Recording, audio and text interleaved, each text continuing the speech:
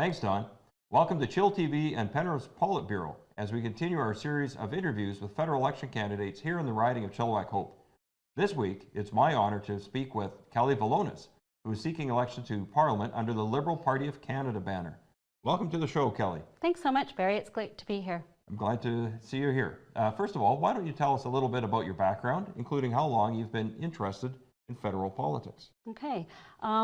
Well, my background, currently right now, I'm the Executive Director for the Chilliwack and District Seniors Resource Society, a role that I take great pride in, one that allows me to advocate and work with seniors to make sure they're getting the programs and services that they need to at this part in their life. Prior to that, I worked for the Greater Vancouver YMCA as Program Manager across Fraser Valley for youth programs, servicing youth at risk and making sure that youth had access to programs, staying in school, and being successful further on down the road.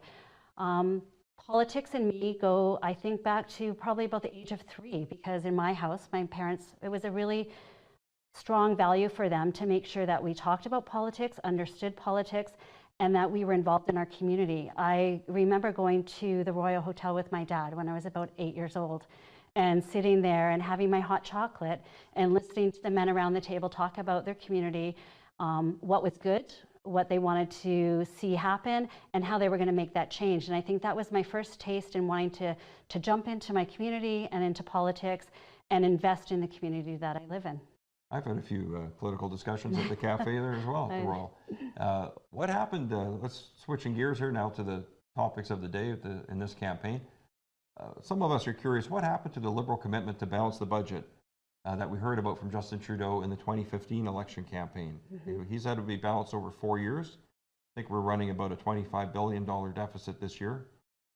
Is it something that the public's not interested in anymore? Or should we not be concerned about balancing the budget? Well, I can't say whether the public is concerned about it or not, but I think that strong economic growth is the most successful way to balancing our budget and maintaining a low debt ratio. And I see that the Liberal Party is committed to that and will continue to be committed to that. We have the lowest unemployment rate in history. We've created 1 million new jobs. Those jobs invest in our economy. We need to continually invest in our economy so that we can grow and develop.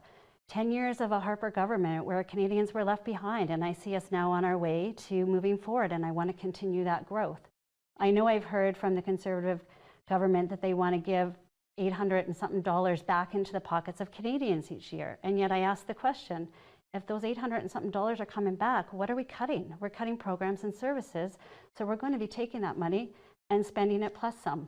So I see the Liberal Party and our platform as a strong platform for Canada, and one where we will move forward and continue to invest in our economy.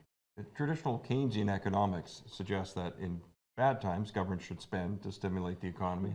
You just mentioned we have very low unemployment. This is a good time. Is this not the time we should balance the budget and pay down the deficit so we can have more room in the future, according to Keynes?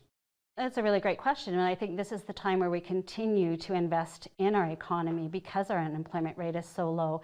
And as you see the unemployment rate being that low, that is lowering our debt level because we have more people paying taxes and more money is coming back into Canada. One of the other proposals that surfaced during this election campaign has to do with gun control. It's a topic we certainly hear lots of resistance to south of the border. Canadians generally seem to be a bit more supportive of a more rigid regime. And Justin Trudeau has suggested giving local governments the authority to pass bylaws to prohibit handguns. Do you think that's a viable option, to expect the police to enforce a patchwork of laws across the country, where one community might allow handguns and the one next door might not? Well, what I see is that the federal government wants to work with the province and territories to manage and work within the municipal governments, because I think there's certain levels that the municipalities know what's best for them. And this gives an opportunity for the municipality of Chilliwack and Hope to work with the RCMP and to work to see what fits the needs of this community best. I don't believe it's a federal policy whether we want to prohibit handguns, and that's the question on the table. I hear the word banning a lot, but it's about prohibiting or banning. And I think when we work in collaboration at the federal level with the provincial and the municipal levels, then we get a better read on what's needed in the communities. How do you feel Justin Trudeau handled the various blackface incidents that have come to light? I think there's been 3 or more that we've heard about. Did you get a lot of feedback from your community friends and the people you've been talking to during the campaign? Okay, so I'll answer the first part of that question first. I think he handled it the best way possible. His level of remorse, coming out, making sure that he spoke with his family and his children, speaking with members of Parliament, members in his party, and coming out to Canadians and saying, I made a mistake.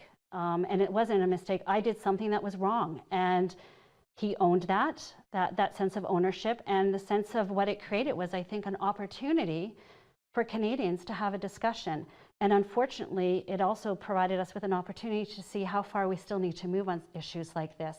Some of the things that I've heard have been productive about conversations and about forgiveness and about not judging somebody by what their past things were, but he's the most inclusive Prime Minister I've seen. I think the only Prime Minister that's actually marched at a gay pride parade. I haven't seen anybody. When I went to our first gay pride barbecue in Chilliwack, I didn't see anybody from the Conservative Party there. I was the only one there. From the Conservative Party? Yeah, from the Liberal Party. But what I've also seen, unfortunately, is it's brought out a lot of hate. And that actually really makes my heart feel sad. I've seen other constituents have their signs defaced and colored by blackface. So what that tells me is we still have so far to go for inclusion and acceptance in this country. If the results on Monday night leave us with a parliament that the British would say is a hung parliament, that is no federal party having a majority of seats, what do you think would be wrong with the idea of forming a coalition government? So right now we're just really concentrating on having a progressive majority government. It's not whether we think it's wrong to form a coalition, but I don't believe that Canada's had a coalition government since 1917, if I'm correct. So history has shown that it's not something that Canadians have either voted for or wanted. So I guess October 21st will lead us to what the new history will be and what path we will follow then. But right now, we want to just make sure that we have a strong majority inclusive government and not a Conservative government full of cuts. Getting to the local level here, how would you approach the job of representing our area differently than what we've seen in the last 8 years from the incumbent MP for Chilliwack-Hope, Mark Straw?